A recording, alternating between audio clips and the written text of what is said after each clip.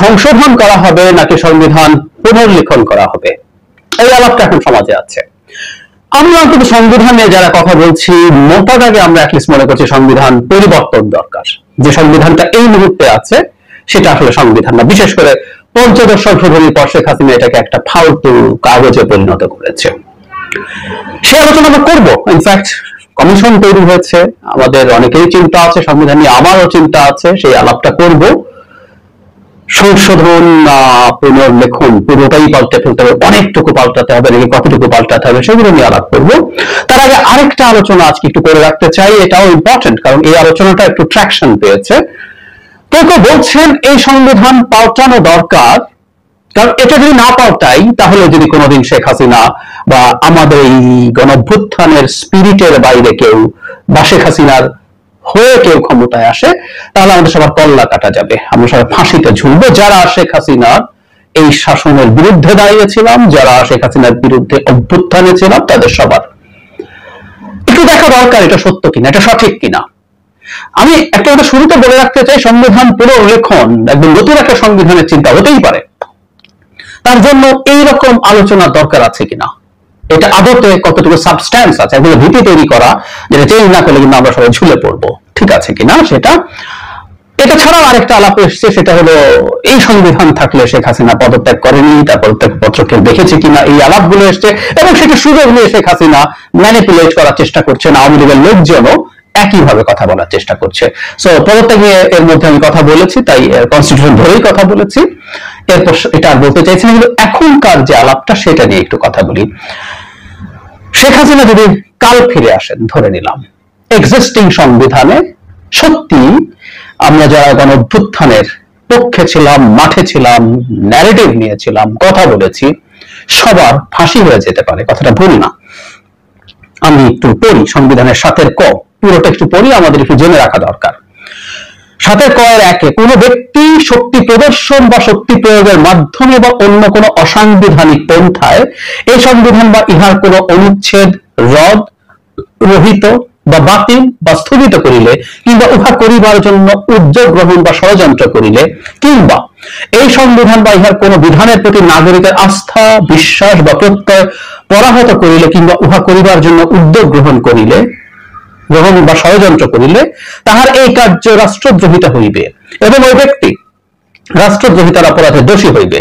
কোন ব্যক্তি এক দফায় বর্ণিত কোন কার্য করিতে সহযোগিতা বা উস্কানি প্রদান করিলে, কিংবা কার্য অনুমোদন, মার্জনা, সমর্থন বা অনুসমর্থন করিলে, তাহা এইরূপ কার্য অপরাধ হইবে। এই অনুচ্ছেদে বর্ণিত অপরাধে দোষী ব্যক্তি প্রচলিত আইনে অন্যান্য অপরাধের জন্য নির্ধারিত দণ্ডের মধ্যে সর্বোচ্চ দণ্ডে দণ্ডিত হইবে।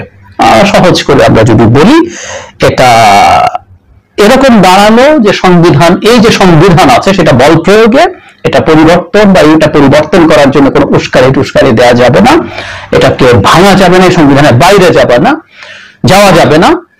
ইনফ্যাক্ট কাগজে কলমে একটা সংবিধানের বাইরে যাওয়া তো হয়েছে। বর্তমান যে সরকার তৈরি হয়েছে ডক্টর ইউনূসের নেতৃত্বে শেখ হাসিনা পালিয়ে যাওয়ার পর, এবং আমি এটাও দেখিয়েছি যে শেখ হাসিনা প্রাইম মিনিস্টার অবস্থায় তার উত্তরসূরির কাছে ক্ষমতা দিয়ে যাওয়ার আগ পর্যন্ত তিনি যদি সহিভাবে পদত্যাগ করেন, সেটাও তার প্রধানমন্ত্রীত্ব থাকা নিয়ে কোনো ব্যারিয়ার তৈরি করে না।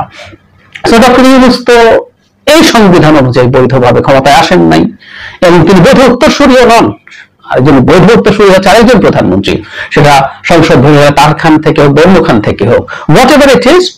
আমরা যেটা করলাম, কনস্টিটিউশনের 106 যে আর্টিকেল আছে সেটা অনুযায়ী এই রেফারেন্সটা নেওয়া হয়েছে। ইনফ্যাক্ট আমরা আরো বেশ কিছু সংবিধান বিরোধী কাজ করব, কিছু কোনো উপায় নেই। প্রধানমন্ত্রী পদত্যাগ করলে 3 মাসের মধ্যে সংবিধান অনুযায়ী নির্বাচন হতে হয়। 3 মাসের মধ্যে নির্বাচন হচ্ছে না, এখানে সংবিধানের বাইরে যাব, সেটাও আমরা আর্টিকেল 106 দিয়ে আপিল বিভাগের রেফারেন্স দিতে পারি, বা ভবিষ্যতে পরবর্তী সংসদকে আমরা যদি এই সংবিধান পুরো পাল্টে না ফেলি, পরবর্তী সংসদকে বেশ কিছু জিনিস রাটিফাই করতে হবে।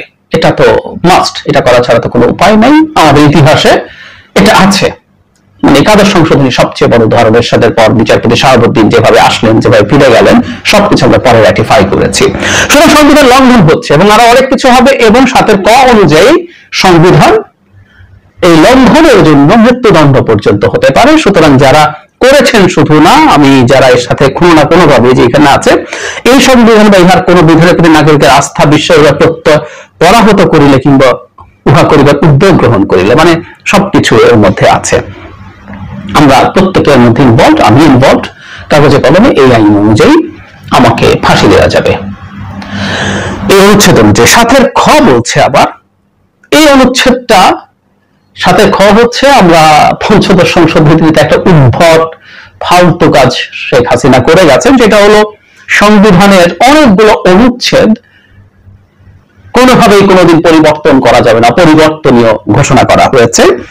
সেখানে প্রথম, দ্বিতীয়, তৃতীয় ভাগের সব অনুচ্ছেদ ইত্যাদি, কারণ এই যে প্রথম ভাগের সাতের ক আছে, এটাও পরিবর্তনীয় নয়, সো কাগজে কলমে এটাও চেঞ্জ করা যাবে না শেখ হাসিনার এক্সিস্টিং সংবিধান অনুযায়ী। ট্রু, এটাও ভুল কথা না। তার মানে ওটা থেকে গেল এবং আমরা সবাই ফাঁসিতে ঝুলবো। এটা বলেই বলার চেষ্টা করা হচ্ছে, শেখ হাসিনা যদি কাল ফিরে আসে, পরশু ফিরে আসে, কয়েক মাস পর ফিরে আসে, 1 বছর পর ফিরে আসে, তাহলে আমরা ফাঁসিতে ঝুলবো। সুতরাং শেখ হাসিনা আমাদেরকে যাতে ফাঁসিতে ঝোলাতে না পারে, আমরা এই সংবিধান বাতিল করে একটা নতুন সংবিধান লিখলেই আমরা বেঁচে যাব। This is the narrative. আমি প্রচুর শুনছি, আমাকে অনেকে পার্সোনালি প্রশ্ন করছেন, তাই আমি মনে করেছি এটা জবাব দেওয়া দরকার। অনেকে পার্সোনালি আমাকে প্রশ্ন করেছেন। এখন শেখ হাসিনা যদি ফিরে আসেন, আমরা এভাবে যদি খেয়াল করি, উনি আসলেন, তার আগে আমরা সংবিধান পাল্টে ফেললাম, নতুন সংবিধান লিখলাম, পাল্টে ফেললাম। আচ্ছা, তার আগে একটা কথা বলে রাখা দরকার, সেটা হলো শেখ হাসিনা এসব যে সংবিধানে যুক্ত করেছে, সাতের ক পঞ্চদশ সংশোধনীর মাধ্যমে যুক্ত করা হয়েছে, খ যেটা অপরিবর্তনীয় করা হয়েছে, এটাও পঞ্চদশ সংশোধনী দিয়ে করা হয়েছে। আমরা জানি পঞ্চদশ সংশোধনী আদালতে চ্যালেঞ্জড হয়েছে এবং খুবই নিশ্চিতভাবে বলা যায় আদালত এই সংশোধনীটাকে বাতিল করবেন। কারণ আমি এটা আলোচনা করেছি, একটু আবারও বলে রাখি যে আপনি অপরিবর্তনীয় করে ফেলতে পারেন না। 1/3 অফ দ্য আর্টিকেলস অপরিবর্তনীয় করে ফেলেছেন। এটা সংবিধান সংশোধনের স্পিরিটের সাথে, সংবিধানের সাথে কোনো ক্রমে যান, আপনি ভবিষ্যৎ কোনো পার্লামেন্টের ইচ্ছেকে বেঁধে ফেলতে পারেন না।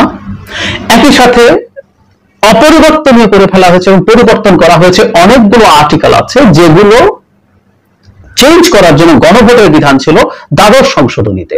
সো যখন সংবিধান সংশোধন হয়, তখন দ্বাদশ সংশোধনী ছিল সংবিধানে, সেই অনুযায়ী এখানে গণভোট নেওয়ার কথা ছিল, সেটা নেওয়া হয় নাই। এটাও খুবই সিরিয়াস বক্তব্য, এটা বাতিল হবে। তার মানে এই ফাঁসি টাসির ব্যাপার, এগুলো এমনি হয়তো থাকবে না। তারপর আমরা শুনে রাখলাম যে এটা হলো না, নতুন করে সংবিধান লিখলাম। শেখ হাসিনা 1 বছর পর ভারত থেকে পালকিতে চলে আসলেন, এসে ক্ষমতা গ্রহণ করলেন। এখন তিনি কি করবেন? আমাদেরকে ছেড়ে দেবেন? উত্তর হচ্ছে না। তখন নতুন সংবিধানে এগুলো নাই, আমরা আরো কঠোর কথা লিখে রাখলাম। শেখ হাসিনা এসে যেটা করবেন, আমরা একটা সহজ বুদ্ধি দেখাই, সেটা হচ্ছে আমাদের যে উচ্চ আদালত আছে, এই উচ্চ আদালতে আমরা শেখ হাসিনার দাস যে বিচারকরা ছিল, প্রধান বিচারপতি সহ, তাদেরকে সরিয়েছি। সেখানে নতুন প্রধান বিচারপতি এবং অন্য বিচারকরা এসছেন। শেখ হাসিনা আবার পাল্টা জনগণের নিয়োগকৃত এসব মানুষকে সরিয়ে তার কতগুলো পদলেখী বিচারক এবং প্রধান বিচারপতি বসাবেন। ছাত্রলীগের সাথে ছবি তোলাটাই লোকজন পাওয়া যায়, তো হারুনের কাছ থেকে তলোয়ার নেওয়াটাই লোক পাওয়া যায়, তো তারা আসবেন। এসে একটা রিট করলো, রিট করে বললো যে বিগত সংবিধানের যে সংশোধনী, এই যে আমরা নতুন সংবিধান লিখতে পারি, এটার স্পিরিটটা কি? আমাদের অভ্যুত্থানকে বিপ্লব হিসাবে ন্যারেট করা হচ্ছে। বিপ্লব হোক বা গণ অভ্যুত্থান হোক, এটা জনগণের উইল, জনগণের উইলের বহিঃপ্রকাশ হিসাবে। সো এটাকে আমি আপনার নতুন সংবিধান লেখার ম্যান্ডেট হিসাবে এগ্রি যখন করছি, এটাকে দিয়ে আমি সংবিধানটা করছি, আমি ধরলাম ইটস লেজিটিমেট, এটা আমি মনে করছি। নতুন আদালতে নতুন বিচারকরা এসে বলল, তার ওখানে রিট করা হলো, সে বলল না, এটা তো এই নতুন সংবিধান করা ইটসেলফ অবৈধ ছিল, তাদের সেই রকম কোন সক্ষমতা, জুরিসডিকশন, অথরিটি কিছুই ছিল না। আমাদের অভ্যুত্থানকে তখন ন্যারেট করা হবে ওই যে ইন্ডিয়া যা করে, কিছু জঙ্গিবাদীটা দিয়ে এসে শেখ হাসিনাকে গদি থেকে নামিয়ে দিয়ে, সেটা কোনোদিনও জনগণের উইলের রিপ্রেজেন্টেশন না। সো সংবিধান বাতিল, পুরো সংবিধান ফিরে আসবে। আসলো এই পঞ্চদশ সংশোধনী সহ যে তথাকথিত সংবিধান, সেটা ফিরে আসলো। সেটা ফিরে আসা মানে এর মধ্যে সাথের ক আছে, সাথের খ আছে, এই সব কিছু সহ যখন সংবিধান ফিরে আসবে, তারপর মামলা হবে এবং আমরা সবাই এই সংবিধানকে ভাঙার জন্য, সংবিধানের বাইরে যাওয়ার জন্য, অনেক রকম ভাবে মানে অবাধ্য হওয়ার জন্য আমরা কাজ করেছি, হয়েছি, সেটাকে সমর্থন করেছি। প্রত্যেকের বিরুদ্ধে মামলা দেয়া যাবে এবং আমাদের যে কাউকে ঝুলিয়ে দেয়া যাবে। এটা ছাড়াও এটা ছাড়াও পঞ্চদশ সংশোধনীর মতো প্রিয় দর্শক শ্রোতা, ইতিমধ্যে ডক্টর ইউনূসকে চিঠি, রাষ্ট্র সংস্কার ও জবাবদিহি প্রতিষ্ঠার আহ্বান 4 মার্কিন আইন প্রণেতার। বাংলাদেশকে সমর্থন এবং গণতন্ত্রের সফল উত্তরণের সহায়তার কথা জানিয়েছেন যুক্তরাষ্ট্রের উচ্চ কক্ষ সিনেটর 4 সদস্য। অন্তর্বর্তী সরকারের প্রধান অধ্যাপক ডক্টর মোহাম্মদ ইউনূসকে লেখা এক চিঠিতে একথা জানান তারা। সিনেটের পররাষ্ট্র সম্পর্ক বিষয়ক কমিটির ওয়েবসাইট শুক্রবার 20 সেপ্টেম্বর এ চিঠি প্রকাশ করা হয়। ডক্টর ইউনূসকে অভিনন্দন জানিয়ে চিঠি দেওয়া 4 সিনেটর হলেন সিনেটর বৈদেশিক সম্পর্ক কমিটির সভাপতি Ben Cardin, senator Chris Murphy, Chris van Hollen এবং জেফ মেরকেল। বাংলাদেশের রাজনৈতিক ও প্রাতিষ্ঠানিক পরিবর্তন চেয়ে ব্যাপক বিক্ষোভের প্রতিক্রিয়ার চিঠিতে গণতান্ত্রিক সংস্কার ও জবাবদিহিতার জরুরি প্রয়োজনীয়তার উপর জোর দেওয়া হয়েছে। সিনেটররা হিন্দু সম্প্রদায় কক্সবাজার আশ্রয় নেওয়া রোহিঙ্গা দুর্বল জনগোষ্ঠীর উপর হামলার জন্য দায়ীদের জবাবদিহিতার আওতায় আনতে কঠোর আইন প্রয়োগ এবং দ্রুত পদক্ষেপ নেওয়ার আহ্বান জানিয়েছেন। চিঠিতে বলা হয়, প্রিয় প্রধান উপদেষ্টা ডক্টর মোহাম্মদ ইউনূস, এই ঐতিহাসিক সময়ে বাংলাদেশের অন্তর্বর্তীকালীন নেতা হওয়ার জন্য আপনাকে অভিনন্দন জানিয়ে আমরা লিখছি। সাম্প্রতিক সপ্তাহগুলোতে বিশ্ব দেখছে বাংলাদেশের জনগণ কীভাবে সাহসের সঙ্গে সম্মিলিত কর্মকাণ্ডের রূপান্তরকারী শক্তি প্রদর্শন করেছে।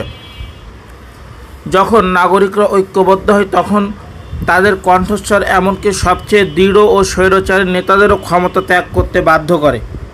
তবে এই ঐতিহাসিক মুহূর্তটি বিনা পরিশ্রমে আসেনি। বিক্ষোভকারীদের ন্যায়সঙ্গত দাবির সঙ্গে জড়িত হওয়ার পরিবর্তে র্যাবসহ